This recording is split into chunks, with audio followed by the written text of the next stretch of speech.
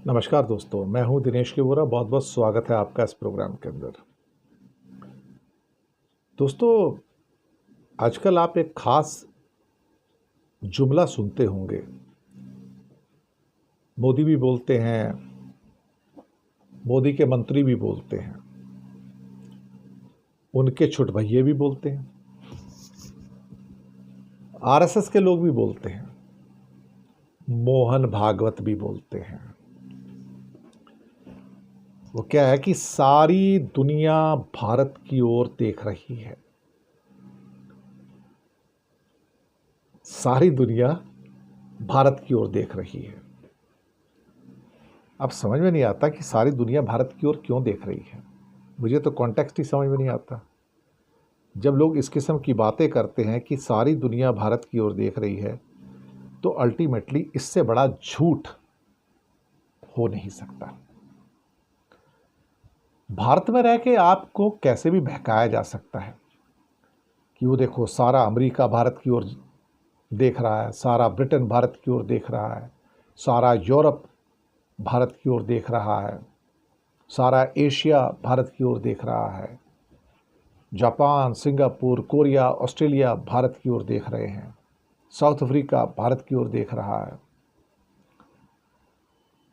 मुझे तो ये नहीं समझ में आता कि जिन जिन देशों में मैं गया हूं, वहां पर मैंने ये पाया कि भारत की तो चर्चा ही नहीं होती।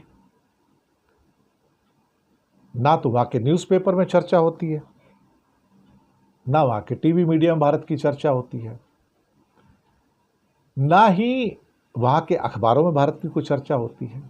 अगर आप कोई अमेरिकन अखबार पढ़ना चाहें, या कोई ऑस्ट्रेलियन अखबार पढ़ना चाहें, या फ्रांस या ब्रिटेन का अखबार पढ़ना चाहें, तो आप ढूंढोगे तो शायद पूरे अखबार में आपको भारत की खबर ही नहीं मिलेगी।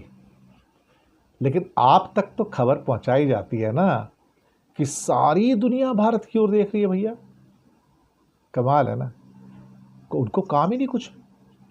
पंजाबी में एक शब्द आता है, वेले बैठे हैं सारे। 35 करोड़ अमेरिकन भारत की ओर देख रहे हैं, 6-7 करोड़ ब्रिटिश भारत की ओर देख रहे हैं, कई करोड़ अब यूरोपियन भारत की ओर देख रहे हैं, 140 करोड़ चाइनीज़ भारत की ओर देख रहे हैं। भैया, ऐसा हमें क्या जो हमारी ओर देख रहे हैं? बिजनेस हम नहीं दे सकते किसी को, टॉप टेक्नोलॉजी हम नहीं पैदा करते, हमारे लोग जाते हैं वहाँ जाके मजदूरी का काम करते हैं सारे बाहर। जो चाहे गल्फ़ में बाहर जाओ तो 1 करोड़ लोग भारत के काम करते हैं, 1 करोड़ तो गल्फ़ में ही काम करते हैं। क्या करते हैं? मजदूरी कर रहे हैं, और क्या कर रहे हैं। कई तो ऐसे हैं अधिकतर जो वहाँ जाके भेड़ बकरी और ऊँट चरा रहे हैं। तो दुनिया भारत की ओर देख रही है। सच बात तो यह कि हमारे बारे में कहीं बाहर जाके चर्चा भी नहीं होती। और कई बार मोदी जी एयरपोर्ट पर उतरेंगे तो हमारा सारा गोदी मीडिया उनके साथ जाएगा, वहाँ पे पहुँच जाएगा पहले से। चलो ये मोदी जी इस जगह पे आ रहे हैं, चलो 15-20 कैमरा मैन और सब पहुँच जाएंगे। और वहाँ पे 30, 40, 50, कई बार 100 बंदे जो इंडिया के होते हैं ना, जो रहने वाले होते हैं उस देश में, उनको बुला लेते हैं। कई तो दूर दूर से बुला लेते हैं, हवाई जहाज का फेयर देते हैं, 5 स्टार का उनका रहने का बंदोबस्त करते हैं, खाने पीने का बंदोबस्त करते हैं कि तुम्हारा काम क्या है, जब मोदी जी उतरेंगे हवाई जहाज से तो बस तुमको नारे लगाना है, मोदी मोदी मोदी मोदी। और तब पता लगेगा, देखो उस देश में भारत का जलवा कितना है साहब, कि ये देश भी पागल है मोदी के पीछे। यही तो आपको दिखाते हैं ना वहाँ पे।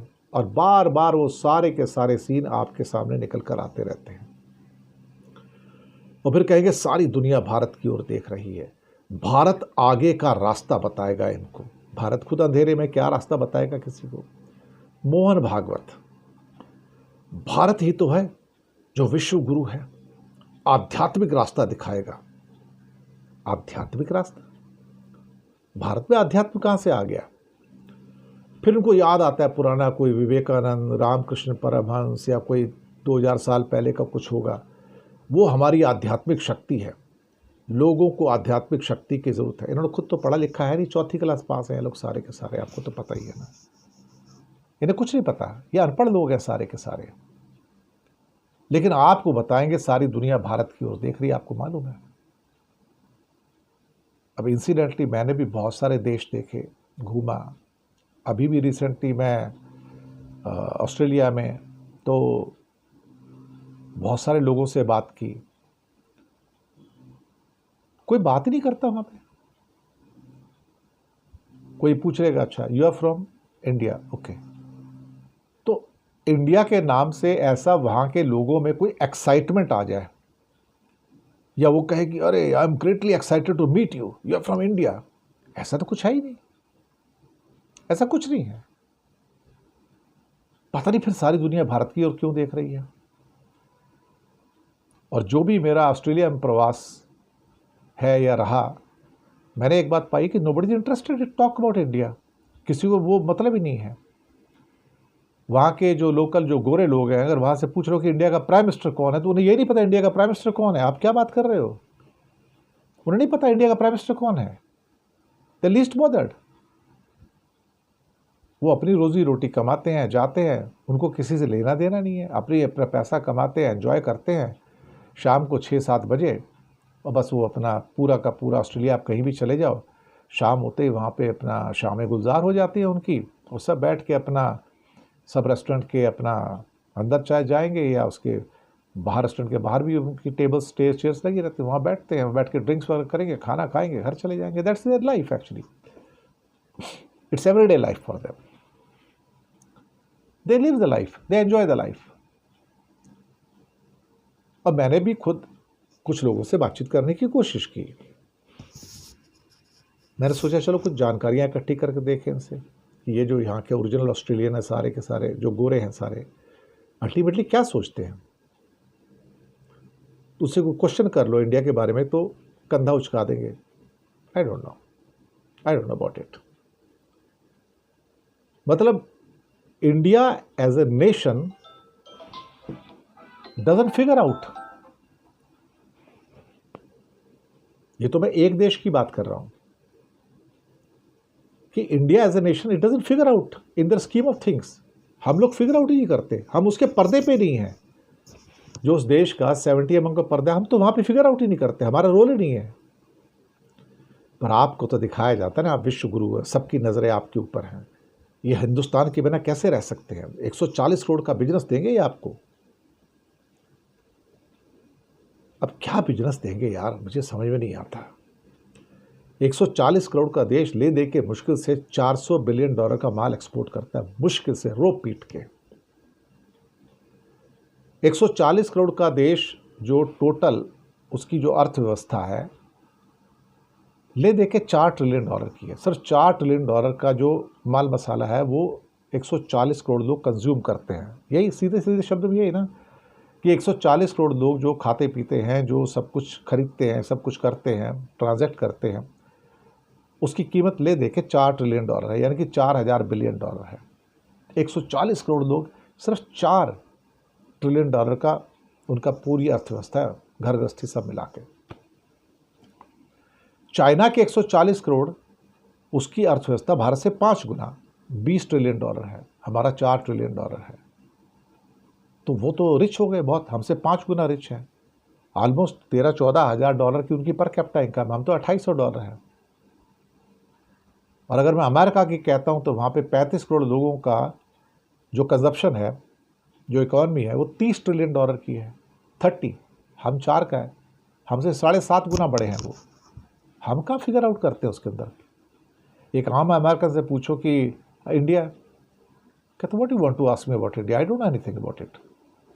कंधे उचका देंगे ऐसे करके। ऑस्ट्रेलिया $2.25 ट्रिलियन की इकॉनमी और 3.25 करोड़ की पॉपुलेशन, 70-80 हज़ार करोड़ का पर कैपिटा इनकम साहब। मतलब सिर्फ 2.25 करोड़ 80 लाख लोग ऑलमोस्ट $2.25 ट्रिलियन का माल कंज्यूम कर जाते हैं साहब। हिंदुस्तान का आधा हिंदुस्तान तो वो सिर्फ उनके 2 करोड़ 80 लाख ही कंज्यूम कर लेते हैं। तो हमारी क्या कंपैरिजन है उनसे। हम तो 100 साल पीछे हैं उनसे, या अमेरिका से, या ब्रिटेन से, या फ्रांस से, जापान से, कोरिया से, चाइना से, इवन हम तो 100 साल पीछे हैं। आप उन देशों में जाइए तो आपको पता लगेगा कि उनकी सड़कें, उनका डिसिप्लिन। आप कहोगे यहाँ तो भीड़ बहुत है ना साहब, शहरों में लोग बहुत है इसलिए रोड पे डिसिप्लिन नहीं होता, ड्राइविंग में डिसिप्लिन नहीं होता। कौन कहता है डिसिप्लिन नहीं होता साहब। आपके समाज पे डिपेंड करता है ना वो तो। दुनिया का एक बहुत बड़ा शहर है टोक्यो, 3 करोड़ से ऊपर की आबादी है। क्या वहाँ पे ड्राइविंग डिसिप्लिन नहीं है? क्या लोग ज़ेब्रा क्रॉसिंग के ऊपर वहाँ जब बत्ती हरी होती तब वहाँ से पास नहीं करते क्या सड़क? क्या वहाँ पे सिविक सेंस नहीं है लोगों में? है। क्या न्यूयॉर्क शहर के अंदर या लंदन जो कि करोड़ों का शहर है, क्या वहाँ पे शहर में डिसिप्लिन नहीं है क्या? 100% है साहब। तो ये कह देना कि कहीं पे अगर डिसिप्लिन है, आबादी कम होगी, हमारे आबादी बहुत है तो वो इनडिसिप्लिन है। हमारी तो असभ्यता है ना, हम तो वैसे भी डिसिप्लिन में यकीन नहीं करते ना। इंडिया में 60-70 लाख के कई शहर हैं, बहुत सारे शहर हैं, आपको वहाँ पे डिसिप्लिन मिलेगा क्या? कतई नहीं मिलेगा। ड्राइविंग सेंस ही नहीं है लोगों में, सड़क पे चलने की सेंस नहीं है, सड़क पे चलते चलते थूकते हैं। तो साहब, एक शहर के अंदर सिविक सेंस का होना उसकी पॉपुलेशन से कोई उसका ताल्लुक नहीं है, चाहे वो 60-70 लाख का मेलबोर्न या सिडनी हो, या फिर वो 3 करोड़ का न्यूयॉर्क या टोक्यो हो, या करोड़ों में लंदन हो, या 2.5 करोड़ का मुंबई हो। आप समझ जाएंगे कि क्या फ़र्क है, किस किस्म का फ़र्क है। तो लोगों में खुद में डिसिप्लिन नहीं तो कोई क्या करेगा अल्टीमेटली। लेकिन जुमला फेंकने में क्या जाता है, सारी दुनिया भारत की ओर देख रही है। भाई है क्या तुम्हारे पास देने को? ले दे के कमोडिटीज़ लोग बेचते हैं और क्या करते हैं। और भाई जिस ढंग की कमोडिटी होती हैं, मैं बहुत सारी मार्केट्स पे गया, विदेशों की बात कर रहा हूँ मैं, और अभी रिसेंटली भी गया, तो मैं ढूंढ रहा था यार कोई ऐसी चीज़ मिल जाए यहाँ पे जो मेड इन इंडिया हो। यहाँ पे कोई कपड़ा मिल जाए, कोई गारमेंट मिल जाए, कोई चीज़ मिल जाए ऐसी में। पता लग रहा है सारे बाजार में तो made in China, made in China, made in China, made in China. हाँ, कपड़ों के अंदर मुझे मेड इन बांग्लादेश और मेड इन वियतनाम बहुत मिला, मेड इन चाइना के अलावा। पर मैं कपड़ों के अंदर जब ढूंढ रहा था स्टोर्स के अंदर कि कोई यार मेड इन इंडिया का कपड़ा मिल जाए, है ही नहीं साहब, वहाँ पे मिलता ही नहीं है। ये हमारी सो कॉल्ड जिसे क्या कहते हैं ना कि प्रेजेंस है वहाँ पर। इसलिए मैंने कहा ना कि हमें यहाँ बैठ के जुमला फेंका जाता है, एक भुलावा दिया जाता है कि देखो सारी दुनिया भारत की ओर देख रहे हैं। सच बात है कि कोई हमारी ओर नहीं देखता वहाँ बैठ के, किसी को फुर्सत नहीं है साहब, वो लोग काम काज में मगन है। लेकिन इनकी एक बड़ी ख़ास बात है, जितना भी ये विकसित राष्ट्र है ना, ब्रिटेन हो, कनाडा हो, अमेरिका हो, न्यूजीलैंड हो, ऑस्ट्रेलिया हो, जापान हो, कोरिया हो, चाइना हो, यहाँ पे कोई मज़हब की बात नहीं करता। ना हिंदू, ना मुसलमान, ना क्रिश्चियन, ना ईसाई, ना सिख, कुछ नहीं साहब। Nobody talks about it. ऐसा लगता है कि इन कंट्रीज़ में मज़हब जो होता है ना एग्जिस्ट ही नहीं करता। मैं आपको बताऊँ, नोबडी टॉक्स अबाउट। कोई बैठ के वहाँ पर एंजॉय कर रहा है, खाना खा रहा है, या कोई ज़रा सी बात हो रही है, सोशल गैदरिंग है, किसी को नहीं पड़ी हिंदू मुसलमान ईसाई की यहाँ बात करने की। यहाँ पे nothing is there, nobody talks. अच्छा, ऐसा नहीं कि वो लोग चर्च नहीं जाते हैं, जाते हैं। वहाँ पे जो हिंदू रहते हैं वो मंदिर नहीं जाते, जाते हैं। या जहाँ पे जो मुसलमान जो है मस्जिद में नहीं जाते, जाते हैं वो भी। बुद्धिस्ट बहुत टेंपल में जाते हैं, लेकिन बस वो टेंपल तक ही है, या मॉस्क तक ही है बस, या चर्च तक है। अपने बाहर निकल आए, सड़क पे आ गए, फिर रिलीजन का कोई लेना देना नहीं उनसे, दूर दूर तक। अपने ऑफिस में बैठे हैं, काम कर रहे हैं, they will not talk about it. और एक चीज़ मैंने बड़ी इंपॉर्टेंट वहाँ पाई कि वहाँ पर पॉलिटिकल चर्चाएँ नहीं हैं, ऑलमोस्ट नॉन एग्जिस्टेंट होती हैं। हमारे यहाँ तो सब वेले बंदे हैं ना, सुबह से लेकर शाम तक सरकारें बनाते और गिराते हैं यहाँ बैठ के। तो हर आदमी अपने आप को पॉलिटिकल एक्सपर्ट समझता है।